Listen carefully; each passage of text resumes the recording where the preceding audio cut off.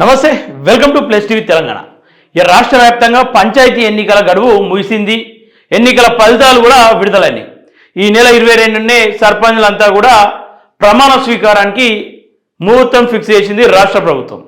ఇది ఇలా ఉంటే కొంతమంది ఎవరికి నచ్చినట్టు వాళ్ళు గప్పాలు కొట్టుకుంటా ఉన్నారు, ఎవరికి నచ్చినటువంటి రిపోర్ట్లు వాళ్ళు ఇచ్చుకుంటా ఉన్నారు.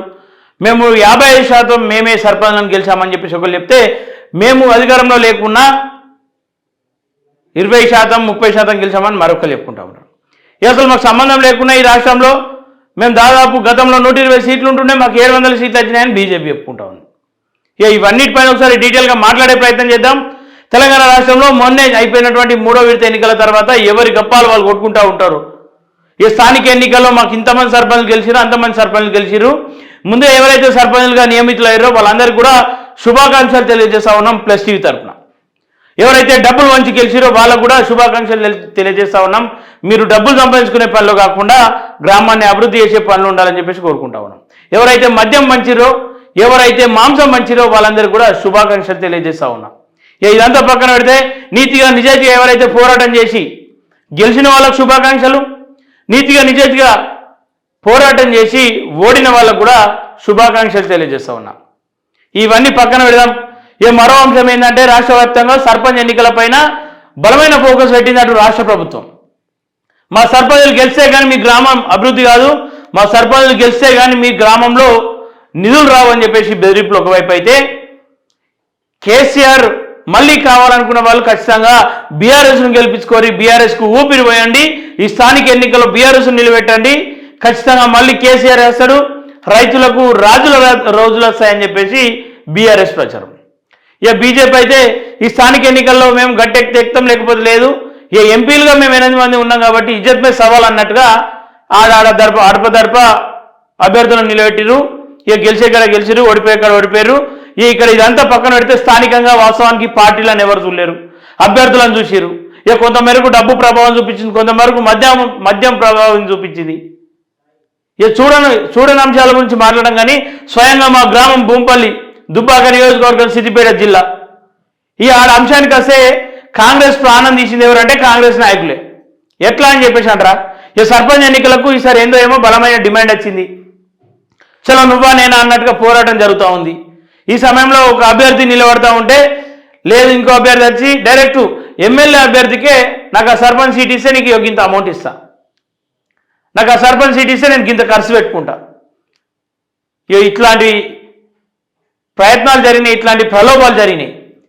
ఆ నాయకులకు సిగ్గుండాలి కదా. చెరుకు శ్రీనివాసరెడ్డిని అడుగుతా ఉన్నా, గతంలో నువ్వు కాంగ్రెస్లో మీ తండ్రి ఉండు, తర్వాత మళ్ళీ నువ్వు పార్టీ మారినావు, బీఆర్ఎస్లో పోయినావు. నా తండ్రిని కన్నీరు పెట్టించినటువంటి పార్టీ కాంగ్రెస్ పార్టీ, నేను చస్తే కానీ ఆ పార్టీలో అడుగు పెట్టనని చెప్పేసి మీసం మెలేసి మరి ఒక సందర్భంలో కాంగ్రెస్ను తిట్టుకుంటూ చెప్పినటువంటి దాఖలాలు ఉన్నాయి.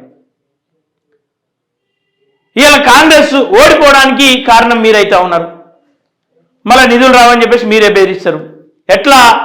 ఎట్లా సాధ్యమవుతుంది? ఓడగొట్టేది మీరే, నిధులు రావని చెప్పేసి మీరే. నిజంగా మీకు కాంగ్రెస్ రావాలని చెప్పేసి మీ మనస్సాక్షికి మీ మనస్ఫూర్తిగా మీరు కోరుకొని ఉంటే కాంగ్రెస్ నుండి 2 అభ్యర్థులు ఎక్కడ ఉండకపోతుండే, ఒకళ్ళని ఖచ్చితంగా విత్డ్రా చేపిద్దుంటివి. కాంగ్రెస్ నుండి నిలబడినటువంటి 2 అభ్యర్థులకు ఒకరికేమో 530 వస్తే ఇంకొకరు 572 సాధించారు. గెలిచిన అభ్యర్థి 292 ఓట్లతో గెలిచిండు మా గ్రామంలో. ఎట్లా? నీకు క్లారిటీ ఉంది. ఎందుకంటే అక్కడ బీఆర్ఎస్ గెలవాలి,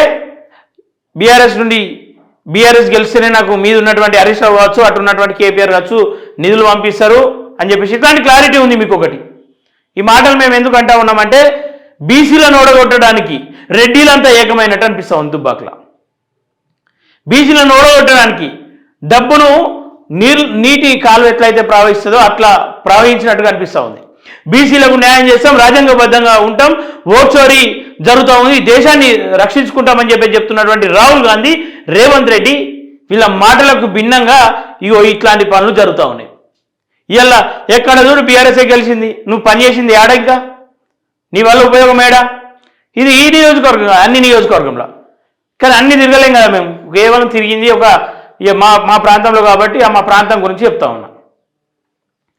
ఇట్లాంటి దాఖలాలు ఉన్నాయి. కాంగ్రెస్ కంటే 22 సీట్లు వచ్చినాయంట, బీఆర్ఎస్కు 3519, బీజేపీకి 703 వస్తే ఇగో అదర్స్ ఇండిపెండెంట్ ఎవరైతే నిలబడ్డారో 1205 సీట్లు వచ్చినాయి. ఇక బీజేపీ గీలతో పోల్చుకుంటలేదు. మా గతంలో 120 సర్పంచ్లు ఉండే, ఇప్పుడు 703 సర్పంచ్లు వచ్చారని చెప్తోంది. ఇక ఇది బీజేపీ పని. ఇక బీఆర్ఎస్ ఏమో వీళ్ళతో పోల్చుకుంటలే. ఎన్ని అడ్డంకులు వచ్చినా, ఎంత మద్యం పారదోలినా, ఎంత డబ్బు వంచినా ఇక మాకు 3000 గ్రామాలు వచ్చినాయి, 3500 గ్రామాలు వచ్చినాయి అని చెప్పేసి వాళ్ళు ముడిచిపోతారు.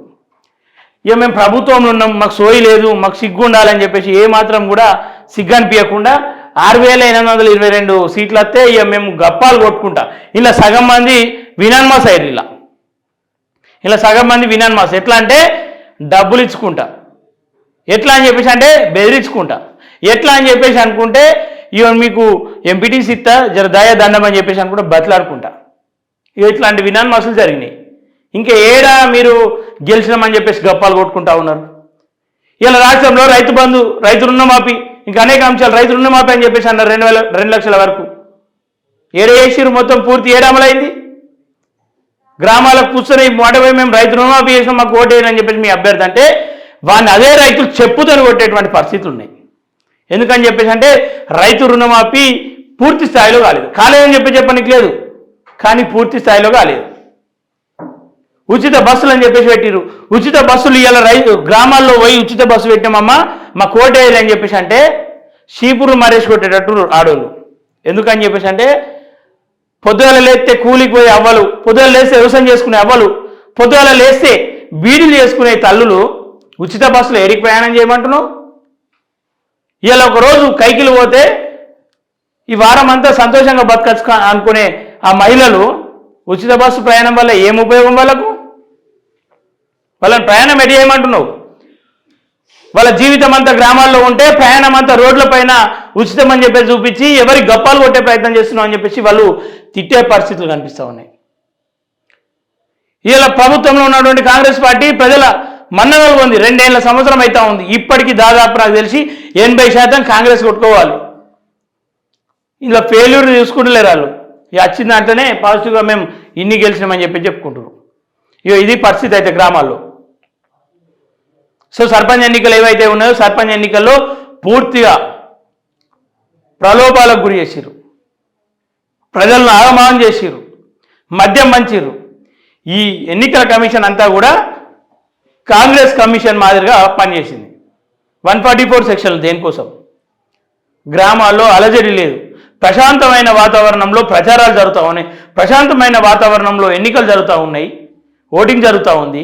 అక్కడ 144 సెక్షన్ పెట్టి 4-5 ఉన్నారని చెప్పేసి లాఠీ చార్జీలు చేశారు, పరిగెత్తించారు గ్రామాల్లో వాడకట్ల పూట. ఇలా గ్రామాల్లో ఎలక్షన్ అంటేనే భయపడే విధంగా చేశారు. గతంలో ఎన్నడూ లేదు. గతంలో బీఆర్ఎస్ కావచ్చు, కాంగ్రెస్ కావచ్చు, బీజేపీ కావచ్చు, ఏ పార్టీలో వాళ్ళ ప్రచారం వాళ్ళు చేసుకురు. ఆడ ఊళ్ళో ఏదో ఒక హోటల్ ఉంటుంది, ఆ హోటల్ కూడా మీ ప్రచారం ఎట్లా జరిగింది, మా ప్రచారం ఇట్లా జరిగిందని ముచ్చట్లు పెట్టుకొని పోయినటువంటి దాఖలాలు ఉండే. ఈ పరిస్థితులన్నీ కూడా ఇప్పుడు కనుమరుగైపోయినాయి.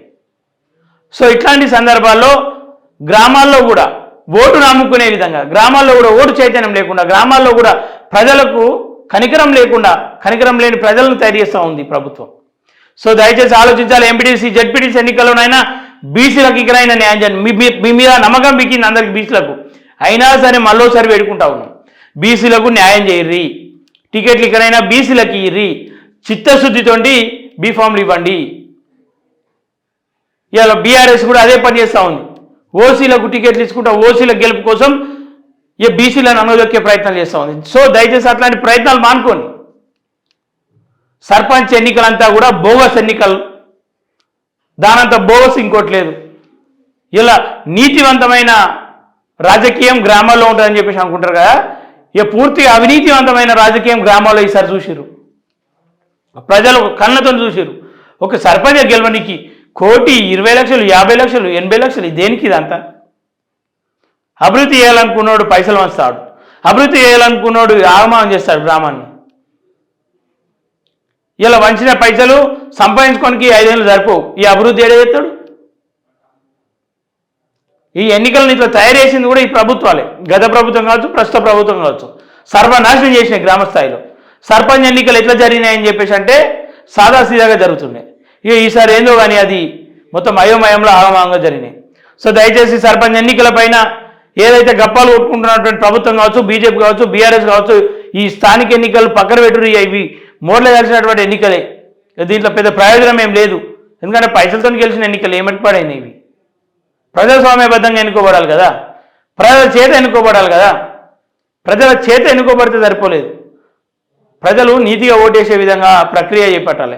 ఓటు చైతన్యం చేస్తున్నామని చెప్పేసి గ్రామాల్లోకి వెళ్తే పర్మిషన్లు అడుగుతూ ఉన్నారు. కానీ దర్జాగా మందు వంచుతూ ఉన్నారు, బీర్లు వంచుతూ ఉన్నారు, బిర్యానీలు ఇస్తూ ఉంటే ఏ పర్మిషన్ అడగలేరు. ఇట్లుంది పోలీస్ వ్యవస్థ. సో దయచేసి ఖచ్చితంగా దీనిపైన ప్రజలు కూడా ఆలోచించాలి, మేధావులు కూడా ఆలోచించాలి. ఇప్పుడు మళ్ళీ ఎంపీటీసీ జడ్పీటీసీ ఎన్నికలు రాబోతూ ఉన్నాయి.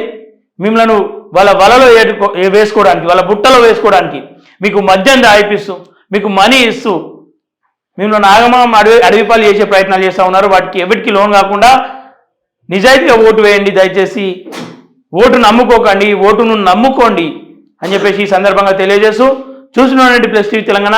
Thank you everyone.